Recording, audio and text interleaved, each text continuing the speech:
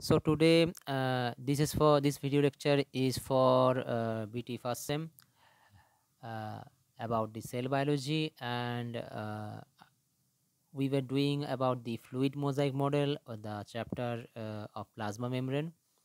And let's get started now.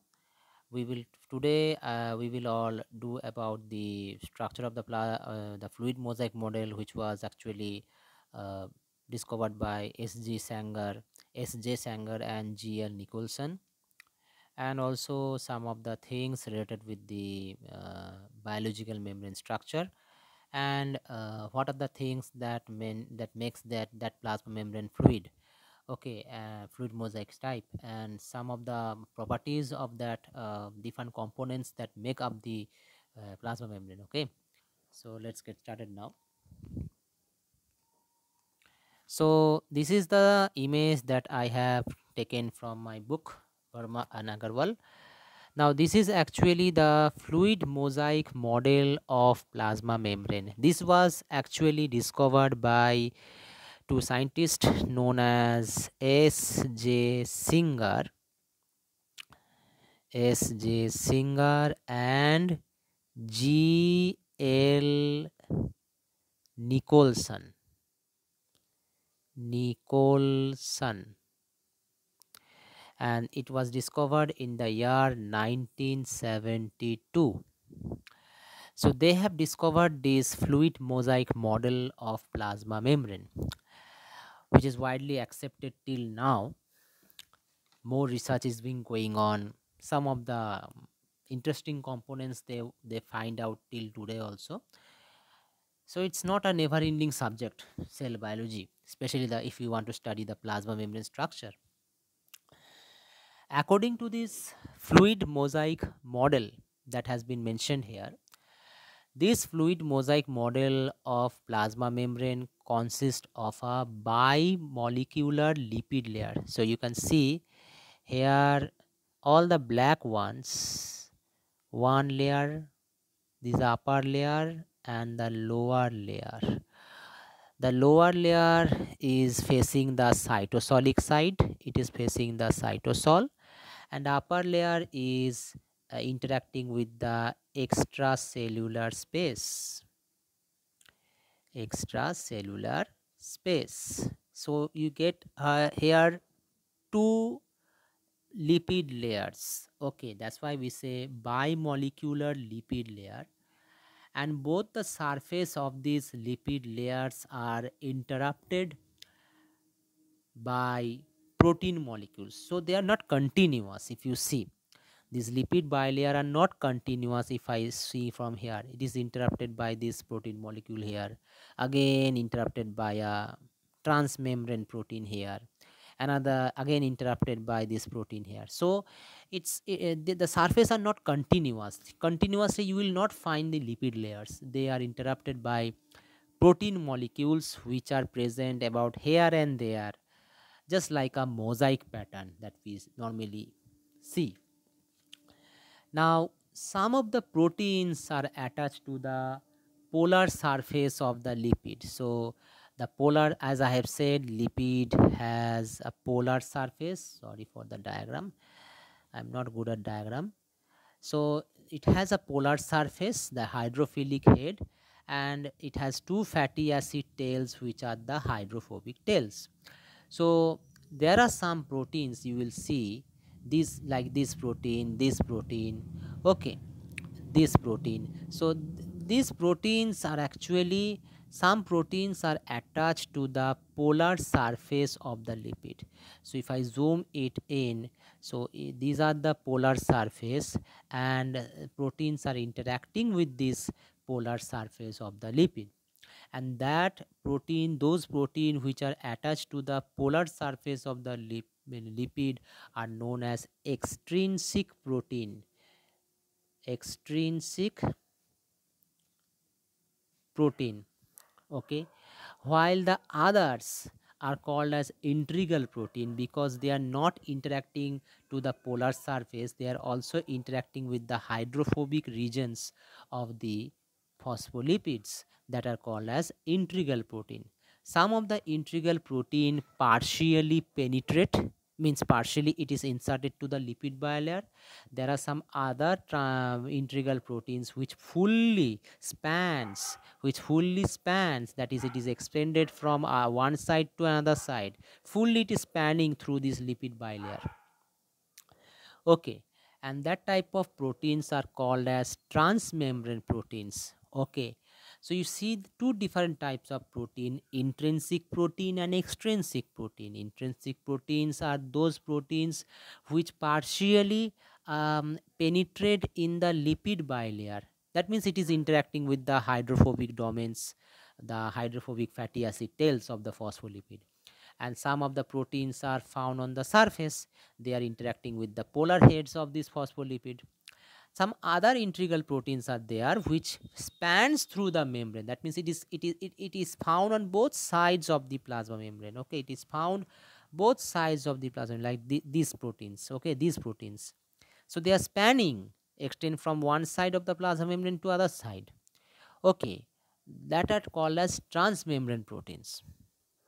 Okay, further, peripheral proteins and those part of the protein that stick to the outer surface of the plasma membrane called as ectoproteins. So you can see that this phospholipid bilayer, the outer surface of the lipid layer, have some proteins known as ectoproteins. So these ectoproteins frequently contain oligosaccharides, chain of sugars called as oligosaccharides, and together this oligosaccharide, when it is attached with the protein, known as glycoprotein. So just like glycoproteins are what? Glycoproteins are those proteins which contain oligosaccharide chains, that is, these sugar chains covalently attached with the amino acid side chain. So you see they are covalently attached with the amino acid side chains. Likewise, some lipid molecules are also there. If you see, likewise, some lipid molecules are also there which also attach with the sugar molecules. Okay, so there are some lipid molecules also which attach to the sugar molecules. So those lipids, those phospholipids which attach with the sugar molecules like oligosaccharide, okay, they are known as glycolipids. So this is your glycolipid. Glycolipid.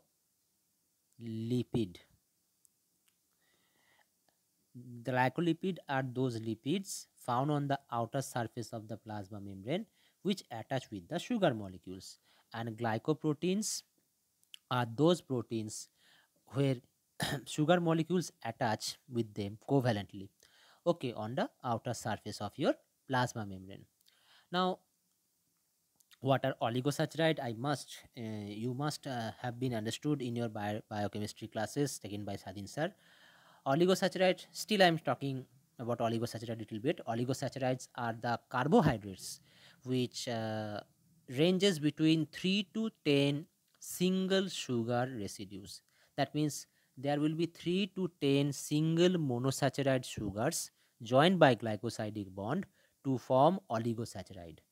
The most common oligosaccharide which are found in the plasma membrane are raffinose. I have written in small letter, raffinose, RAFFINOAC. Raffinose is a oligosaccharide which is commonly found in the surface of the plasma membrane in the form of glycoprotein, that means the sugar attached with protein, or glycolipid attached with the lipid.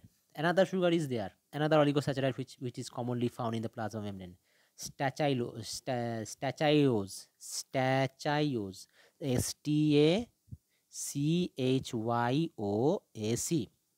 And another sugar is there, oligosaccharide, which is known as verbascose, VERBASCOAC.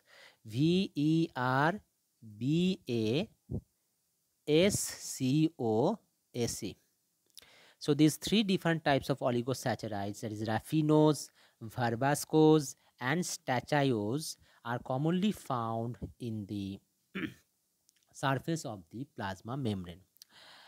Okay, so little bit more about the plasma membrane structure.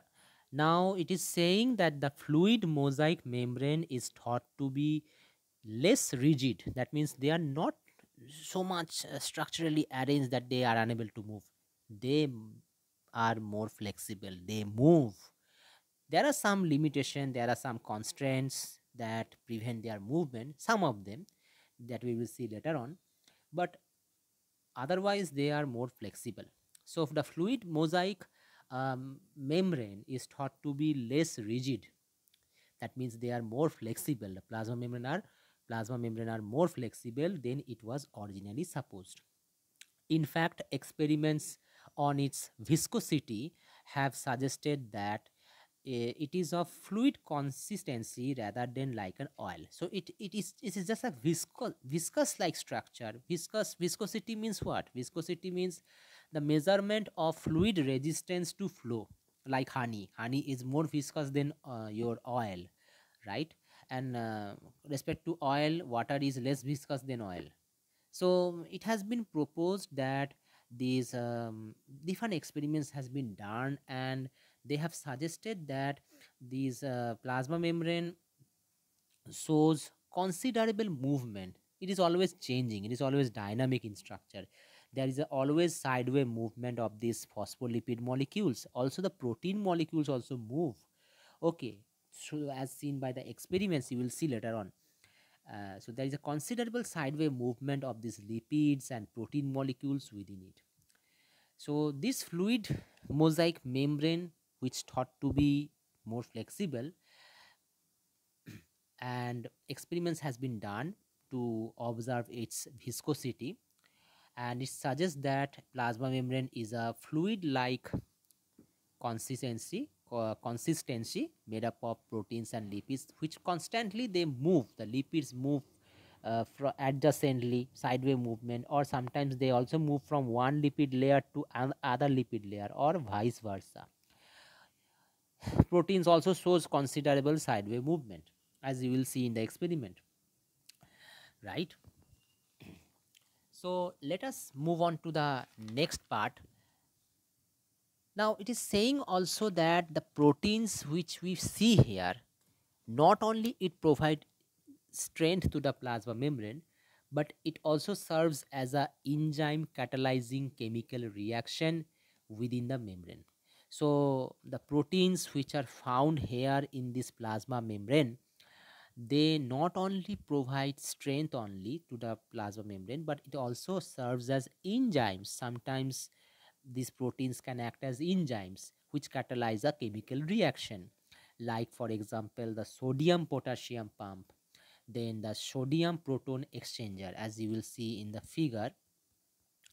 So this is the example of a sodium potassium pump. You will study them when you will study the active transport. So sodium potassium pump, what they are doing, it is a example of a active transport where with the help of energy they are pumping the sodium ions out against the concentration gradient. That means outside there is lot of sodium, but inside there is less sodium, so the movement of sodium must be from outside to inside. Instead, what here it is doing, here the movement of the sodium ion is occurring from inside to outside against the concentration gradient. Okay. So I am just giving an example that proteins not only form the structure of the plasma membrane, but it is also acting as a enzyme catalyzing reactions, like this sodium potassium pump, which is pumping sodium ions out and potassium ion inside the cell. Then another pump is there known as sodium proton exchanger. This protein, the sodium proton exchanger, it allows the protons to go down along their concentration gradient. That means from a high concentration, it will the protons or the H plus ions will move to the lower concentration and pumping the sodium out from the cell. So these are the examples of some proteins which act as enzyme catalyzing reactions that helps in movement of the molecules, right? Now, to see that whether these proteins move along the plasma membrane, this was actually conducted by a classical experiment by D. Fry and M-adenine. So D-fry, Frye, and M-adenine has performed an experiment to show the movement of the membrane proteins, that whether membrane proteins really move along the plasma membrane or not, just like lipid. So they have conducted an experiment based on this, and what they have done, let us see. You have to understand this carefully, what I am trying to say here. So the mobility of the membrane proteins due to its fluid property of lipid bilayer was demonstrated by a classical experiment done by D. Fry and M. Adenine in 1970. So in the year 1970, your movement of the membrane proteins due to the fluid property of the lipid bilayer was demonstrated by a classical experiment done by D. Fry and M. Adenine. Now, what they have done, they have used two different type of cells. They have used two different types of cells. So they have used two different type of cells, culture cells. Like for example, they have used here a mouse cell and a human cell. So they are two different cells, and obviously the membranes of the mouse cell and the membranes of the human cell will be different. They contain different surface proteins. So what they have done, they have fused two different types of cultured cells like mouse cell and human cell having different surface antigens. Surface antigens, you can say them as surface protein. Why we are talking them as antigens, as you have studied in your immunology, they have used the term antigen because these surface protein are specific for a particular antibody. They are specific for a particular antibody. An antibody is a glycoprotein that binds to the specific region of the antigen known as epitope. So what they have done, they fuse two different culture cells, mouse cell and human cell, having different surface antigen. If you see, they show the antigens right here. So they have different surface antigen on their cell surface, and these different surface antigen or surface proteins are specific for particular antibody, right? They are specific for a particular antibody. Now what they have done, they have fused. Now how fusion is possible?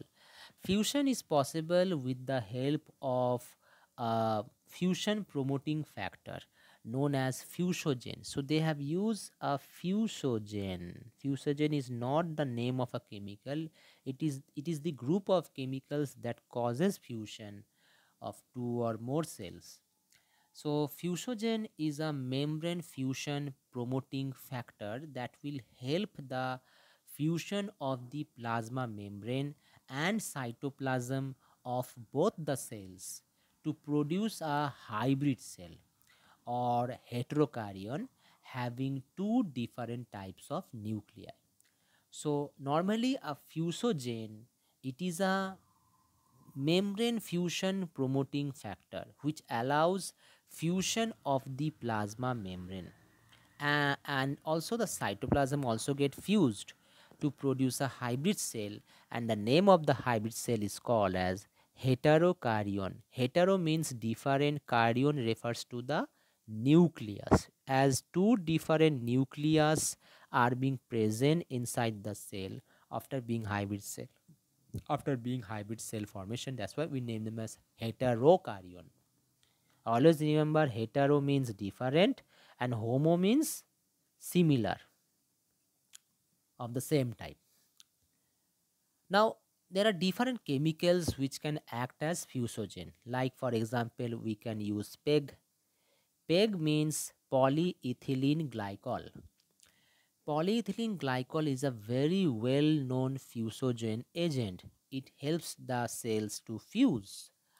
Normally, what we can do, it is not given in your in the no in the book, but normally what does polyethylene glycol, how it cause the fusion? Polyethylene glycol is actually negatively charged and it binds to the cations present in the plasma membrane like calcium ion, okay, which in turn may bind to the negatively charged molecules present in the plasma membrane. Sometimes polyethylene glycol directly bind to the cationic molecules of the plasma membrane. So either directly or indirectly, polyethylene glycols bind to the positive charge ions, which in turn bind to the negative charge groups of the plasma membrane. Sometimes polyethylene glycol directly binds to the cationic molecules, means positively charged molecules found in the plasma membrane. Now, during the washing process, after polyethylene glycol has been binded to the plasma membrane, we use a washing medium that is made up of high calcium concentration and of very high alkaline pH, about 9 to 10. The pH will be about 9 to 10. So at a high washing medium, high alkaline washing medium and high calcium ion concentration is used to wash away the polyethylene glycol coated plasma membrane. During the washing process, what happened? Polyethylene glycol molecules pull out the plasma membrane components. And when the polyethylene glycol pulling out that plasma membrane components that bound to them, it disturbed the plasma membrane organization, and those cells which are located close to each other, they have a probability to get fused. So in this way, polyethylene glycol is normally used for the fusion of the for the fusion of the cells, for the fusion of the protoplast also. Protoplast are those cells whose cell wall has been removed, like the plant cells. So in this way, fusion can be done. So up to this much, I think you have understood. Now what happened? We have used antibodies. So if the two cells are labeled with fluorescent antibodies, the antibodies that we have used here is fluorescent antibodies. Fluorescent antibodies obviously it will bind to the specific surface antigen, like this antibodies shown here, they bind to the specific surface antigen of the mouse cell, while the antibodies shown here, they specifically bound to the antigen, surface antigen found on the human cell. Now they are fluorescent. Why? Fluorescent means they will emit light. They will emit light, and that light emission can be detected by a special type of microscope known as fluorescent microscope. So what they have done, the two cells when they form a hybrid cell, now they are labeled with antibodies. These antibodies are designed so that they can specifically bind to the surface antigen of respective mouse cell and human cells specifically. And these are fluorescent, that means they will emit different colors. Like here you can see, um, here we can see that these antibodies are specific for the mouse surface antigen, which are labeled with fluorescent. Fluorescent is that fluorescent chemical which will emit your green color, whereas the the antibodies which are specific for binding with the surface antigen of the human cells, these antibodies are labeled or tagged with your rhodamine. Rhodamine is such a chemical which will emit your red color. So thus, after labeling with these fluorescent antibodies, we observe in the microscope that at the onset of fusion, that means when recently the fusion product has been formed and labeled with antibodies, we can able to recognize which part of the plasma membrane have the proteins from the mouse cell, mouse surface and surface proteins, and which part of the cell membrane have the human surface antigen at the onset of fusion. But after some time, it was going to be mixed, it going to be intermingled. Okay, so it is saying that in the notes that has been given, that it is possible that at the onset of fusion we can recognize which part of the plasma membrane has the surface proteins. Okay, the surface proteins from the mouse, the surface proteins from the humans. But after some time, let's say after 40 minutes, okay, so after 40 minutes it has been observed that after 40 minutes it has been observed that they get intermingled. Okay, that means after 40 minutes intermixing of this surface protein occurs as antigens are getting dispersed. As we have said, we know that the protein molecules move laterally, sideway movement it occurs in the plasma membrane, as we have studied theoretically in the previous pages, and thus the two fluorescent colors become mixed and less detectable, that which surface protein is which one. Okay, so it can no longer be distinguished after some time. So in this way, your these scientists D. Fry and M. Edidin have proved that the membrane proteins move laterally. They also move at a certain limit. Okay, now it is saying, I think you have understood this one. So what we have done, we have fused these two different cultured cells having different surface proteins, which are called as antigens, surface antigens. Now these surface antigens are specific for specific antibodies. Okay, so we fuse them with some fusogen agent like polyethylene glycol. Sometimes viruses are also used, but in a different way. Then after fusion, what we have done, we have used different antibodies, and that antibodies are labeled with different fluorescent dyes. Why? So that we can able to identify after fusion that which membrane protein are of mouse origin and which membrane protein are of human origin. So after labeling with fluorescent dye, initially we can able to observe, we can able to identify that the the proteins, because they are attached with the specific antibodies, and these antibodies are labeled with specific fluorescent dye through which we can able to identify. But later on what happened, the antigens are getting dispersed, the antigens, or better to say the surface proteins, are going to be dispersed, they're going to be spreaded. As we know, the protein molecules move sideways in the plasma membrane, so the two fluorescent colors become less detectable, the rhodamine and fluorescein, which fluorescein will emit green light while rhodamine emit red. They become mixed and they are no longer can be detected. So in this way we can able to prove that proteins also move in the plasma membrane. So plasma membrane is dynamic in structure. Next, they have said about the lipid molecules, that lipid molecules also move. You can see here, I have just going through the diagram here. So it is saying that lipid molecules, they very rarely migrate from one lipid monolayer to other lipid monolayer within the lipid bilayer. So this is the lipid bilayer, one lipid layer, another lipid layer. This is on the outer surface of the plasma membrane. This is on the cytosolic side of the plasma membrane, because inside there is cytosol, right? So lipid molecules also move.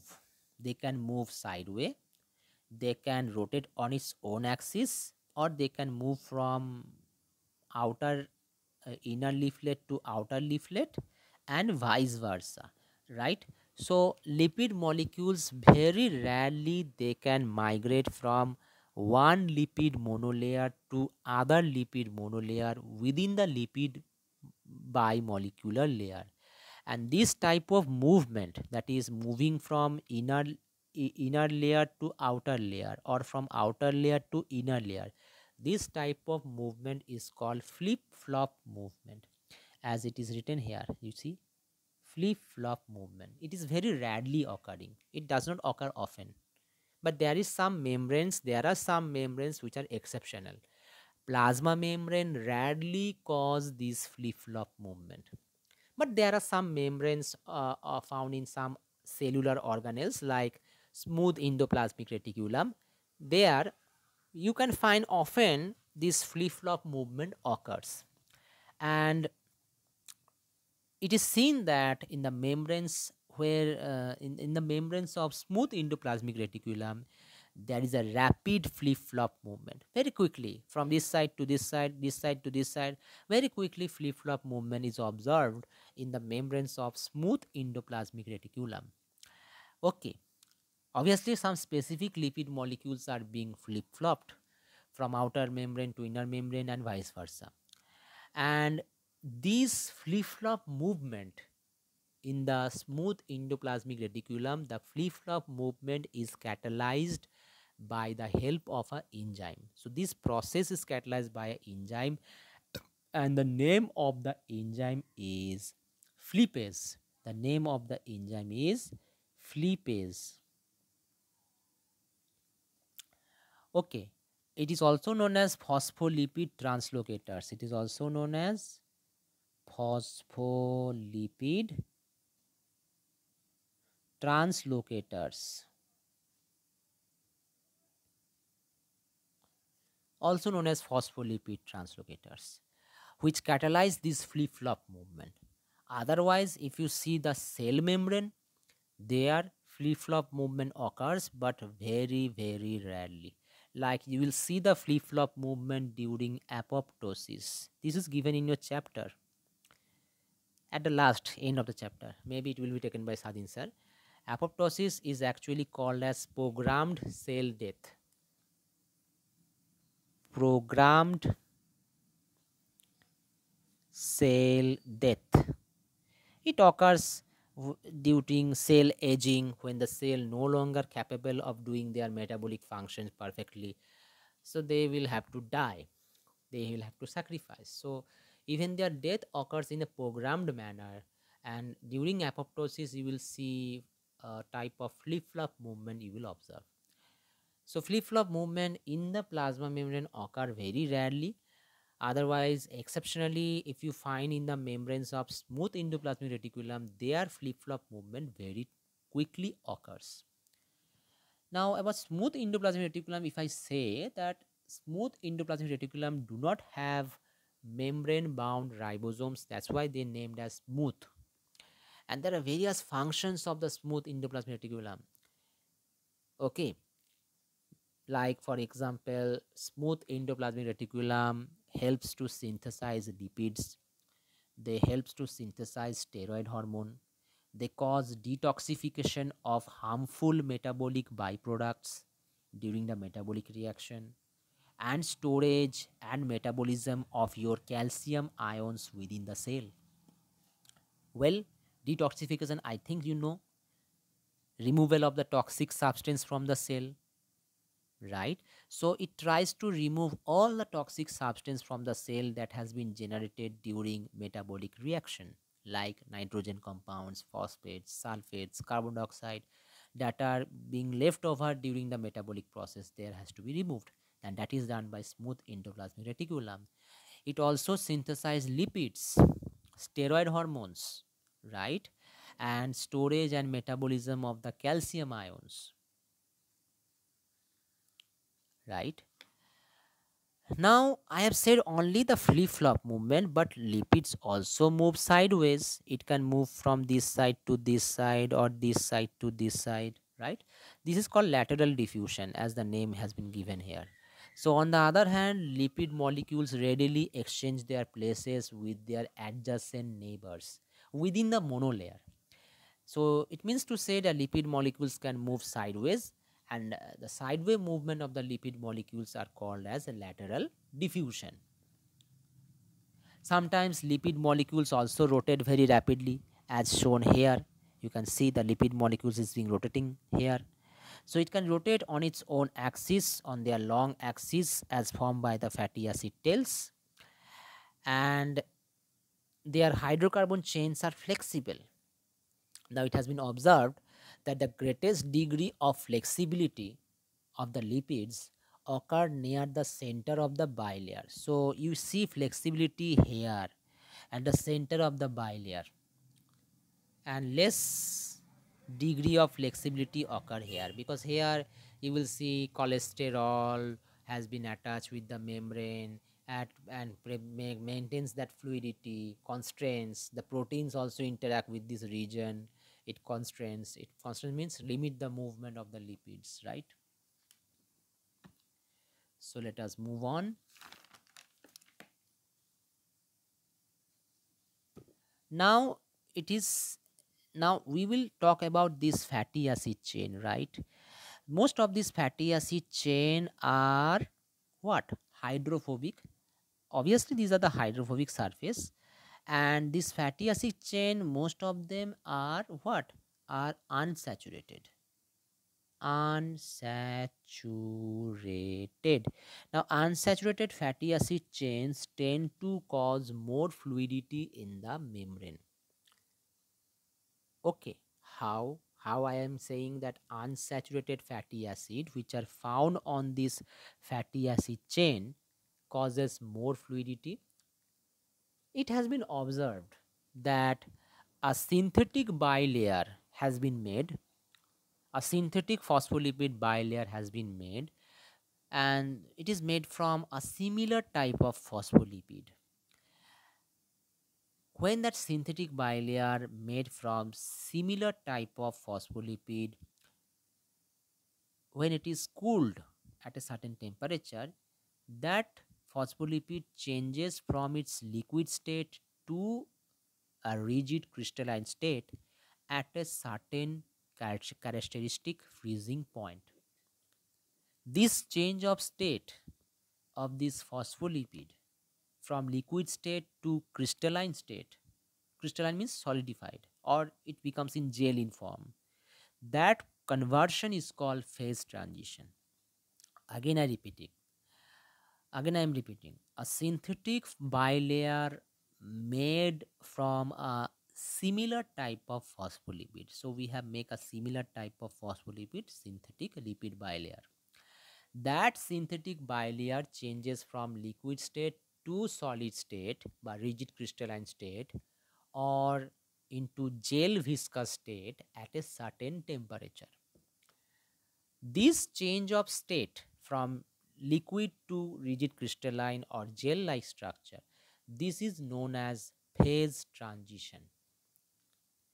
Now the temperature that causes this phase transition can be lowered.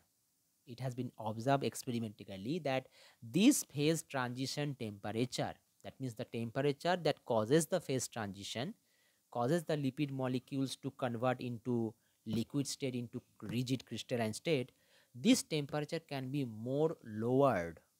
It can be lowered more, means it can be more lowered to freezing point if the hydrocarbon chains that are found in the fatty acid tail of this phospholipid are having double bond. And double bond means unsaturated, because unsaturated fatty acid chains will have less number of hydrogen atoms and they will have double bonds. That's why the name comes unsaturated, not saturated with hydrocarbon, not saturated with hydrogen. So it has been observed that the temperature that causes this phase transition from liquid state, making the phospholipid from liquid state to solid state, it can be lowered. The temperature can be lowered more if the hydrocarbon chains are having double bonds. And double bonds in unsaturated hydrocarbon found in the fatty acid chains of the phospholipid, that increases the fluidity of the phospholipid bilayer. So this fatty acid chain, most of them have double bonds, right? And due to the presence of double bonds, they increase the fluidity of the phospholipid bilayer. So from this, we can able to make a conclusion. We can make a comment here also, that so we can make a statement here that those people who are, those animals or living organisms, those who are living in cold countries, like Norway, Siberia. So in those regions there is very cool temperature. So there may be a possibility that to maintain the fluidity of the membrane cell of those organisms who are living at low temperature, they will have a high proportion of this type of unsaturated fatty acid in their phospholipid, in their membranes, right? So the people who are living in cold countries, so that the cell does not get disrupted, they are able to work function normally, the membrane of their cells, the phospholipid which are found on their plasma membrane, their fatty acid tails mostly are unsaturated. That means they are having double bonds, right? And you know that unsaturated fatty acid are those fatty acid which there is at least a double bond within the fatty acid chain. Now there is mono unsaturated, poly unsaturated, depending on how many number of bonds, double bonds are present in that fatty acid chain. So this much we have understood, that the phase transition temperature which causes the phospholipid to convert from liquid state to crystalline state can be lowered if we have a double bond, if we have unsaturated fatty acid in our cell membrane. Okay, now let us move to the next part. So this is a structure of cholesterol, and we know that cholesterol is also found in the plasma membrane. Well, in that diagram cholesterol has not been shown, but membranes contain cholesterol.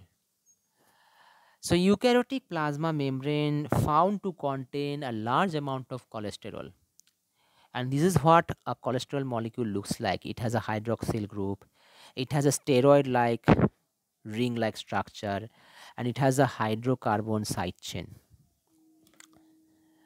So eukaryotic plasma membrane found to contain a large amount of cholesterol, and these cholesterol molecules orient themselves in the lipid bilayer. They place themselves within the lipid bilayer in such a way that their hydroxyl group remain close to the polar head. So if this is the phospholipid, the hydroxyl group plays close to the phospholipid in the polar head of the phospholipid, whereas the rigid non-flexible plate-like steroid rings, they interact with and partly they immobilize in those regions of the hydrocarbon chains of the phospholipid that are closest to the polar head groups, leaving rest of the chain flexible. That means those fatty acid tail, those hydrocarbon tail which are close to the polar head group, they are close to the phospholipids, they are close to the this cholesterol. So it looks like this. So this is the fatty acid tail. Sorry for the diagram. So it means to say that the hydroxyl groups are close to the polar head of the phospholipid, whereas the steroid ring like structure, they are also placed and they are close to the those regions of the hydrocarbon which are close to the phospholipid head, and leaving rest of the chain flexible, right? So just this is a structure what it is saying here. So you can see here it is saying that in cholesterol the hydroxyl group makes the head polar and hydrophilic attached to the phosphate heads of the periphery, on the periphery of the membrane. So the hydroxyl group, that is the OH group, it makes the head polar, and hydrophilic which attach to the phosphate heads on the periphery of the membrane. So this is the hydroxyl group which attach to the polar head. You can see if I zoom it in, you see that the hydroxyl group is located close to the polar head of the phospholipid, Whereas the carbon rings, it is not classed as fat and oil, it is a steroid. These carbon rings are actually found close to that hydrocarbon chains which are located close to the polar head of the phospholipid. So if you see this region, okay, so this was the hydroxyl group which attached which located close to the polar head of the phospholipid. The non-flexible plate like rings, this is the plate like rings, it is associated and interact with the those regions of the hydrocarbon which are close to the polar head of the phospholipid, and leaving rest of the chain flexible. So these regions are not interacted by the cholesterol, but these regions are constrained, means it immobilize, it restrict the movement of this region by the cholesterol because they have the steroid rings here, and it interacts with this region of the hydrocarbon, it interacts with these regions of the hydrocarbon tails which are located close to the polar head of the phospholipid, while the rest of the hydrocarbon fatty acid tails are flexible, they can easily they can move. This cholesterol also tends to decrease the permeability of the lipid bilayer. So cholesterol also tries to decrease the permeability of the lipid bilayer to small water soluble molecules, as it is thought to enhance both flexibility and mechanical stability of the bilayer. Again, I repeat. So, cholesterol also decrease the permeability of the lipid bilayer. Decrease the permeability means it does not allows the molecules to pass through because of heavy containment of cholesterol in the membrane. Even the small water soluble molecules are unable to pass due to the presence of excess cholesterol. So it is providing flexibility and mechanical stability to the lipid bilayer. Well, just like the unsaturated hydrocarbon which are found on the fatty acid tail, they decrease the phase transition temperature. Similarly, cholesterol also inhibits the phase transition temperature because they prevent the hydrocarbon chains from getting stick together and cause crystallization. So at low temperature, if there is presence of excess cholesterol in your membrane, you will not find any phase transition because this cholesterol actually prevents the hydrocarbon chains from sticking together and crystallizing. It prevents them from getting crystallized. The hydrocarbon chains are prevented from getting crystallized by the action of cholesterol. Right? Now, both lipid and protein molecules, they have irregular distribution in both monolayers of the lipid bilayer. Okay, the lipid molecules and the protein molecules that are found within the cell, they have an irregular distribution in both monolayers of the lipid bilayer, and this is known as membrane asymmetry. So it means to say that all the lipids, all the proteins that are found in the plasma membrane are actually not equally distributed in the plasma membrane, and they are not same also. The proteins that we will find on the inner lipid layer, on the cytosolic phase of the lipid layer, same type of proteins you will not find in the outer layer of the lipids.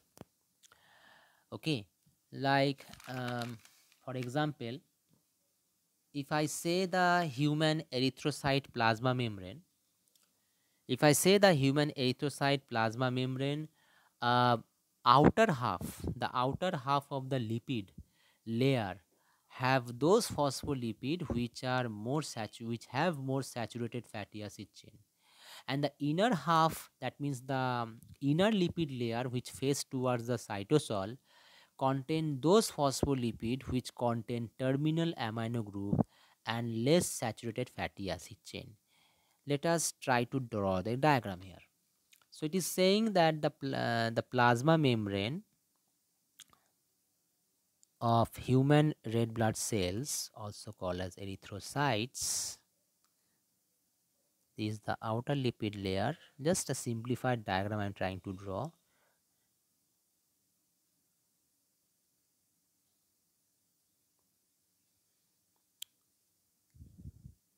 It is saying, so this is the outer lipid layer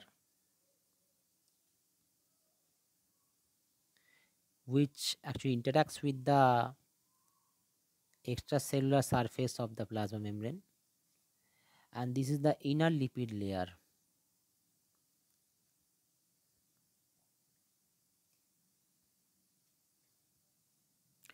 So it is saying that the outer lipid layer of the plasma membrane, the outer lipid layer of the plasma membrane of human red blood cells, they have those phospholipids which have more saturated fatty acid chains. So the outer lipid layer of the human red blood cell have more fatty acid which are saturated,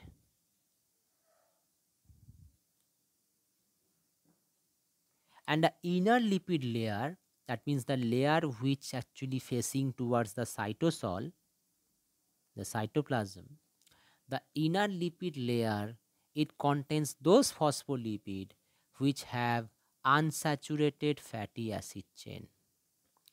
So it forms the main fluid part.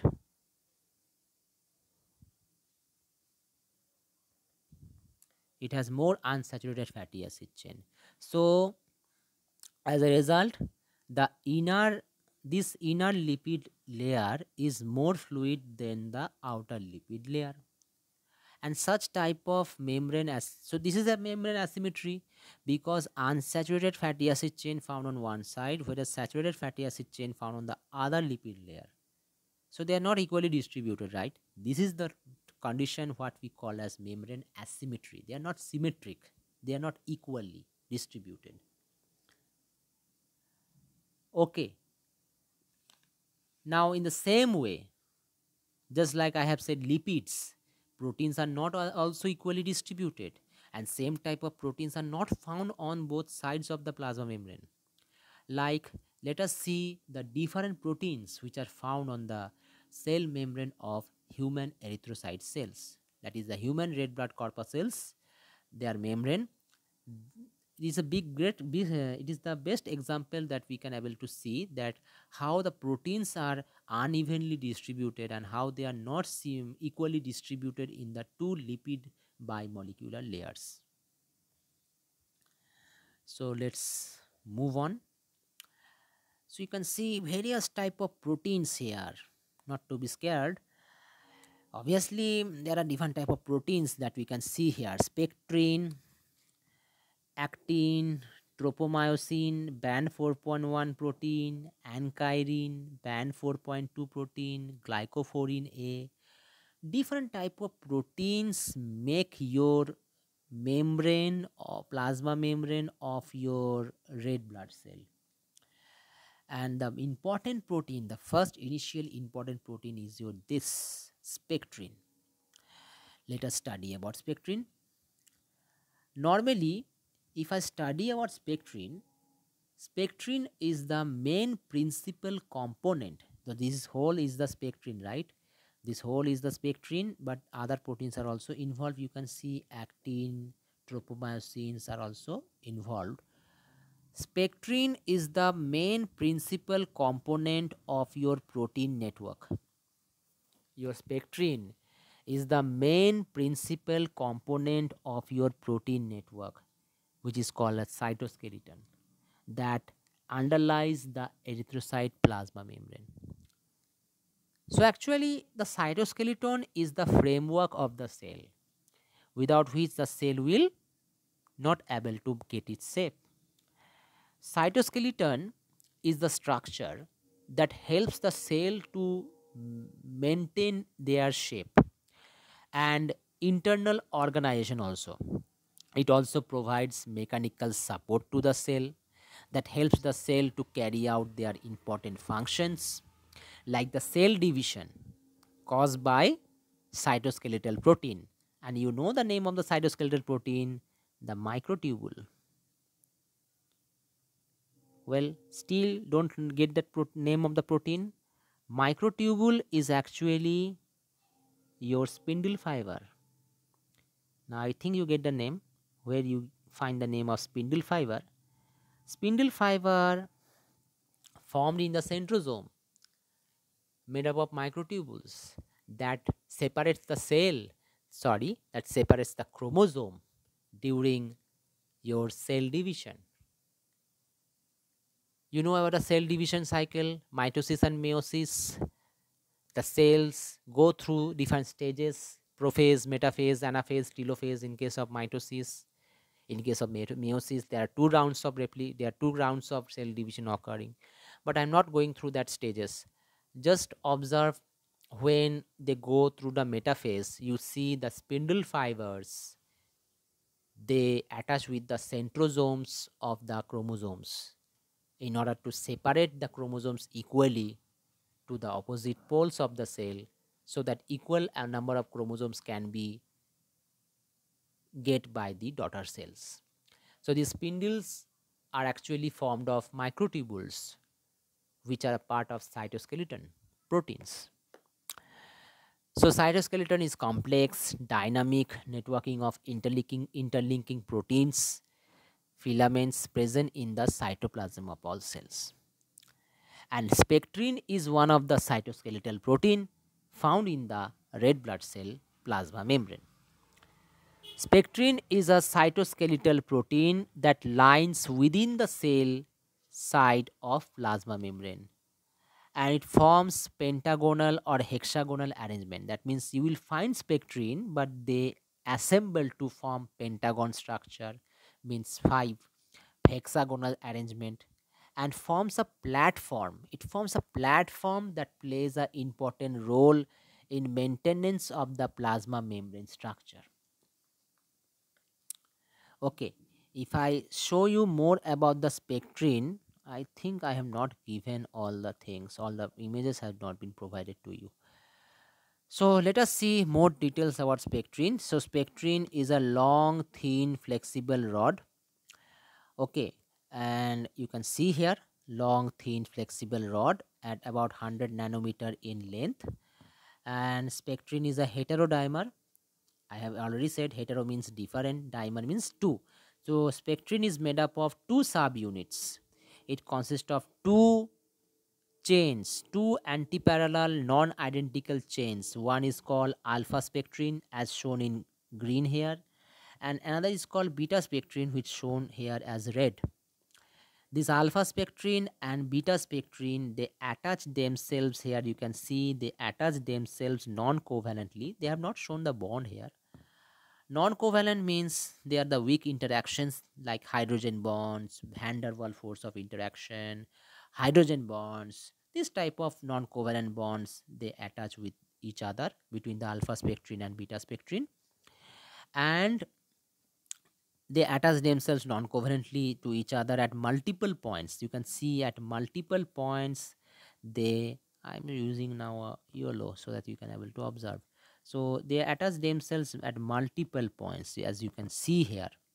Okay, even they meet at their ends. So you can see one alpha spectrin has been ended here, and beta spectrin has been joined with them non-covalently to continue that elongation.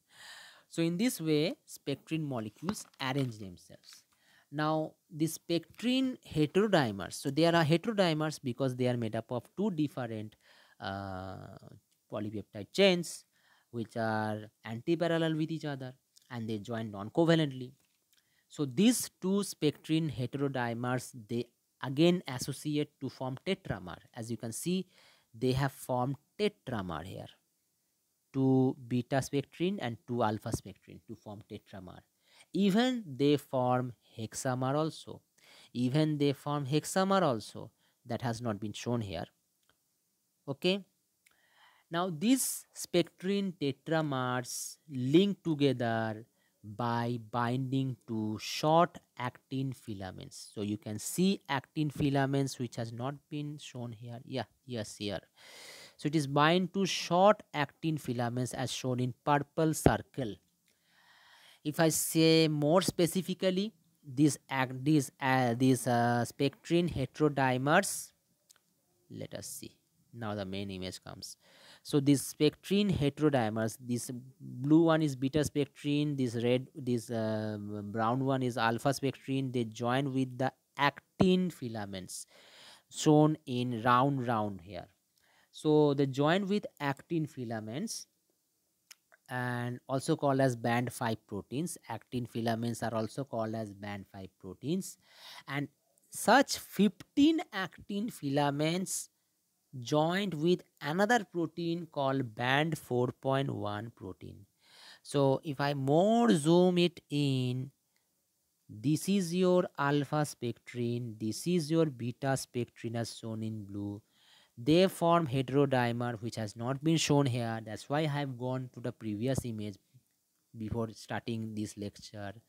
And this alpha spectrin, beta spectrin heterodimer, they form tetramer and associate with what we call as actin filaments, which are shown small round like figure, blue like circles. 15 actin filaments associate with another protein called band 4.1 protein, right? Band 4.1 protein. Actin is also known as band 5 protein. Okay, don't get confused. So these three proteins, that is your spectrin, actin, and band 4.1 protein, together called as junctional complex. Junctional complex, right? Which is a main network of cytoskeleton in the red blood cells. Okay, so I hope you have understood this part. Further, spectrin cytoskeleton to the cytosolic phase of the erythrocyte plasma membrane depends on large intracellular attachment protein called ankyrin. So there is another protein called ankyrin which is found here. You can see. Sorry, I have. Okay, now here it is. So there is another protein called ankyrin, which is an adapter protein.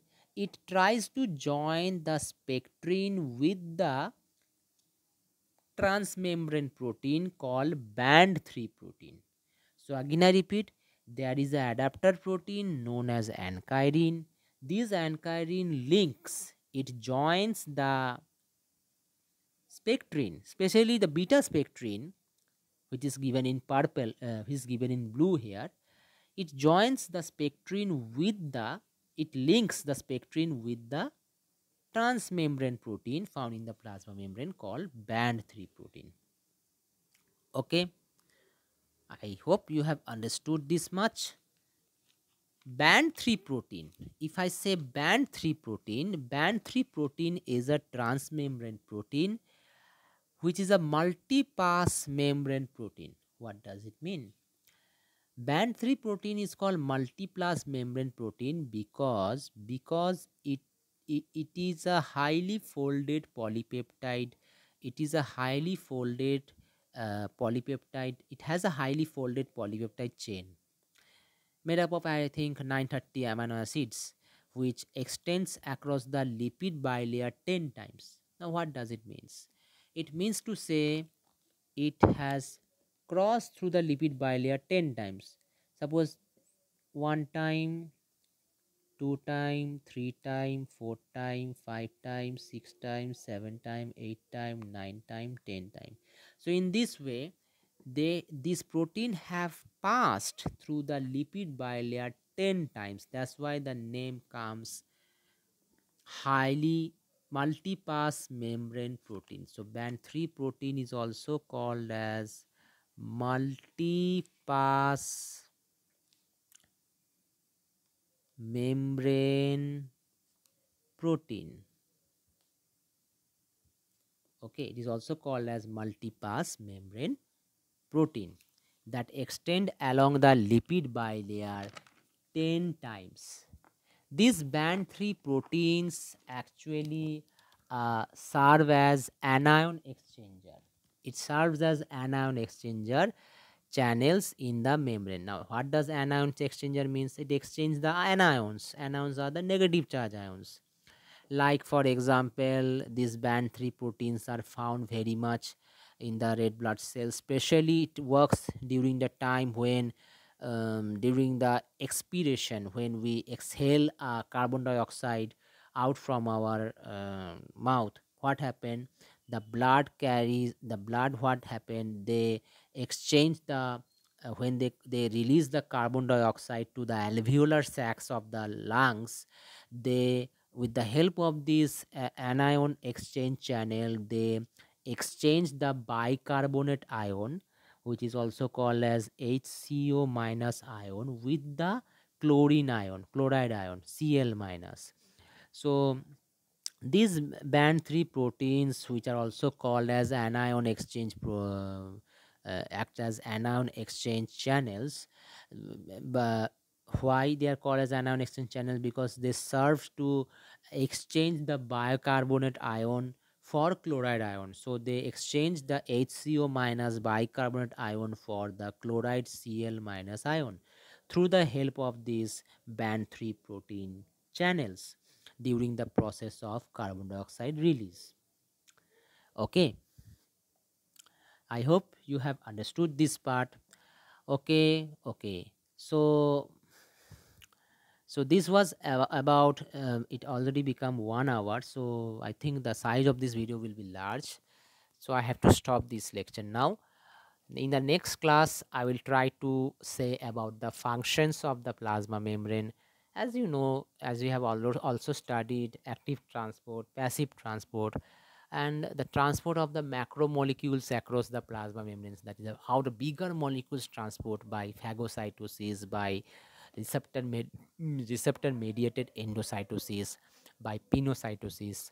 Okay, so I think you have able to understood this lecture, and if you have any doubts regarding this lecture, you can answer. You can ask me in the WhatsApp group. Okay, so that's for all.